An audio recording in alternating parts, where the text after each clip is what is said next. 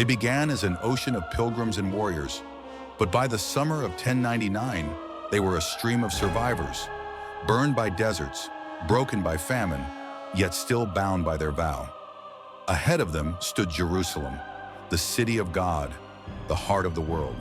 To reach it, they had crossed hell. To claim it, they would have to unleash it. The long road to Jerusalem. The march south was a crucible of heat and stone. The road shimmered beneath the burning sky, every step pounding like iron on an anvil. Armor clattered on hollow frames, boots ground dust into cracked feet, and sweat hardened into a crust of salt on faces gaunt as skulls. This was not the army that had once thundered across Europe. 3 years earlier, they had numbered in the tens of thousands. Knights on gleaming chargers, peasants driven by faith, priests singing so loud the heavens must have heard. They had set out to take the Holy Sepulchre itself. But that was long ago. The mountains of Anatolia had frozen them. The siege of Antioch had starved them until men boiled leather for broth and gnawed the bones of their dead. At Marat, hunger had driven some to unholy acts, whispered even now with shame. Plague, betrayal, and desert sun had devoured their ranks. Now they were shadows, the broken blade of Christendom, dulled but not shattered. Their leaders carried grudges as sharp as steel. Raymond of Toulouse, once hailed for the miracle of the Holy Lance, saw his star falling, his arrogance weighing heavier than his sword. Godfrey of Bouillon, tall, calm, carried his authority like a shield that drew men to him. Robert of Normandy, son of William the Conqueror, fought for pride. Robert of Flanders for honor. Tancred, young and fierce, chased every chance for glory, reckless as fire. The coastal road they chose was narrow, twisting between sea cliffs and jagged hills. At Raz as Cheka, the face of God, the Crusaders squeezed in single file through a pass so tight an ambush could have crushed them like grain in a millstone. But the heights were empty, the silence so complete it seemed the earth held its breath. At Sidon, foragers clashed with the garrison, arrows singing through the air until knights thundered forward and drove the defenders back. Snakes struck silently from the rocks, their venom blackening flesh, killing men faster than swords. At night, soldiers cracked stones together to keep the serpents away, a grim rhythm that echoed through the camps like funeral drums. At Ramleh, the streets gaped empty, doors swinging in the wind. Only the Basilica of St. George stood untouched. The men took it as a sign. The saint of soldiers watched over them. Yet Raymond saw insult in command, the city given not to him, but to Robert of Rome. His pride smoldered as his influence withered. From Bethlehem came a delegation of local Christians, robes torn, eyes wet with hope. Tancred rode with 100 knights through the night, galloping into the dawn. He raised his banner over the Church of the Nativity, hailed with tears and embraces. A mass was sung as sunlight poured through the windows, Christ's birthplace reclaimed in Christendom's name. And then, on June 7th, they climbed the final ridge. There it was, Jerusalem.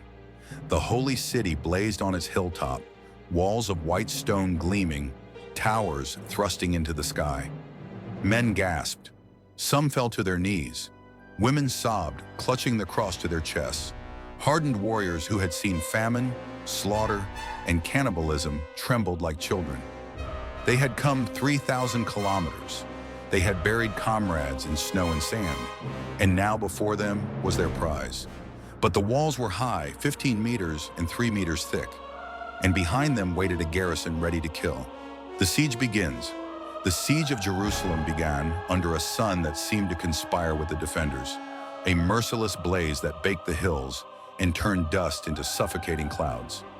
Iftikhar ad-Dawla, the Fatimid governor, had prepared well, driving Christians from the city, poisoning wells and sealing cisterns so that every drop outside the walls became a treasure of life or death. While within the Crusader host, divisions gnawed at unity. Godfrey, Tancred, and Robert of Flanders pitched their camp to the north, near the gate of St. Stephen, while Raymond of Toulouse brooded to the south at Zion, his pride wounded when Robert of Normandy abandoned him to join Godfrey. And though priests walked among the tents preaching patience and faith, suspicion and envy whispered louder. For each lord dreamed not only of salvation, but of a crown if Jerusalem should fall. The first assault, launched on June 13th, was a storm of ladders and fury, as knights scrambled up only to be hewn down by scimitars or crushed beneath stones hurled from above. The ladders themselves shattering under the weight of bodies until the survivors, scorched by boiling oil and blinded by lime, reeled back in horror, their hopes dashed against 15-meter walls of stone. And then began the slow torment of hunger and thirst, men cupping stagnant pools alive with worms, sucking at mud, and even daring the springs guarded by Saracen horsemen who butchered the desperate, while bloated corpses rotted in the sun and the stench of death clung to every breath. Yet even in despair, providence arrived from the sea, for on June 17th, a Genoese fleet anchored at Jaffa, and from it came timber, nails, tools, and men, a gift that rekindled hope, though it had to be dragged across hostile ground in brutal marches where ambushes bled them, and every log seemed bought with a life. But with those timbers they raised towers and rams that loomed like giants before the walls, their clatter of hammers and saws echoing like a prophecy of doom. And in answer, the defenders mocked them, nailing crosses high to spit upon, desecrating all they could to break the crusaders' spirit, until rage consumed restraint and the besiegers catapulted severed heads and bloated bodies into the city, a grotesque mirror of hatred, while within the host, the question of who would rule after victory grew sharper than swords. Would it be Raymond with his pride, Godfrey with his piety, Tancred with his fire, or the church itself with no king but Christ? And as July approached, the walls still stood, the city still defied, and the crusaders, gaunt and hollow-eyed, clung to faith and fury, knowing that soon the final reckoning must come. Fire, smoke, and the breach. July 14th came with a dawn that seemed itself an omen, the horizon lit not with soft gold, but with the blood-red glare of fire, as if the heavens anticipated what the earth was about to suffer. Priests walked slowly through the ranks, their robes stiff with dust, their voices unsteady as they blessed swords, heard confessions, and pressed trembling hands upon the heads of gaunt warriors who knelt in silence. For all knew this might be the last sunrise they would ever see. And in that moment, hardened men wept like children, while others kissed the ground, swearing their lives to God. Then came the groaning rumble of wheels and timbers as Godfrey's massive tower lurched forward, its frame wrapped in hides and iron. And though the defenders jeered from the battlements, certain it was doomed, they did not yet know the secret, that in the darkness of night it had been dismantled and rebuilt before St. Stephen's Gate, a feat of desperate genius that now carried terror straight toward them. To the south, Raymond's tower faced inferno. Boulders crashed down, shattering planks, while bundles of pitch and wax, hurled blazing from the walls, exploded against its hides. Dripping fire that clung to men's skin, melting flesh to armor as arrows shrieked like a black storm. Men screamed and staggered, clawing at the flames, and though they fought to steady the tower, it faltered, broke, and retreated under a hail of stones. In the north, the great battering ram thundered again and again until defenders drenched it in fire, the flames devouring its beams as if hungry for the very hope it carried. Crusaders threw their last jars of water onto it, and when that was gone, they poured vinegar meant for rations, the acrid stench rising with the smoke. But the ram was dead, though not before the wall itself groaned and split, smoke and dust choking the defenders above. Midday came with the clash of iron on iron as Godfrey's tower kissed the wall. Its drawbridge slammed down like the judgment of heaven, and behind the storm of arrows that swept the battlements clean, Ludolf and Engelbert of Tournai leapt across, planting the first Christian feet upon Jerusalem's stones since it had fallen to Islam 4 decades before, their cries summoning the host forward in a flood of steel. The defenders broke at last. Some ran deeper into the city's alleys. Others hurled themselves from the walls in despair, their bodies shattering on the rocks below.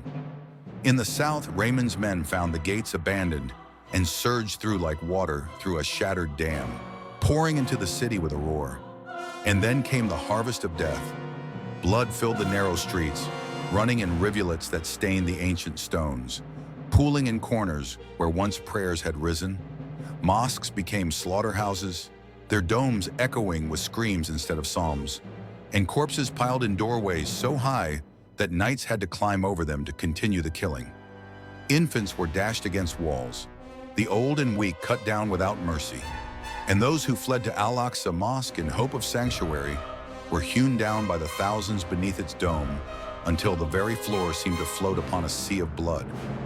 Tancred, who had promised mercy, broke faith for gold, marking the Temple of Solomon with his banner only to plunder it, while other knights split open bellies of the dead in search of swallowed jewels, their greed as relentless as their swords. Yet amid the smoke, fire, and unholy wailing, there were those who cast aside the slaughter, who fell upon their knees at the Church of the Holy Sepulchre, their armor still dripping with gore, and wept as they sang trembling hymns of triumph, believing with all their hearts that at last the vow had been fulfilled, that the suffering of 3 years and thousands of miles had brought them to this divine moment. But for the people of Jerusalem, it was no triumph. It was the end of the world, an apocalypse delivered not by angels, but by men. Jerusalem had fallen. Its streets lay silent, but for the buzz of flies over the dead, the reek of smoke and blood hanging like a curse over the holy city. The Crusaders had won the prize that had driven them across mountains, deserts, and seas. Yet victory came shrouded in horror. A council was called, and after bitter dispute, Godfrey of Bouillon was chosen to rule. But he refused the title of king, declaring he would wear no crown of gold where Christ had worn a crown of thorns.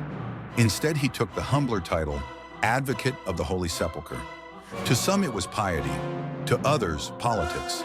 The holy city was theirs, yet even as hymns rose in the sepulchre, beyond its walls thunder still gathered.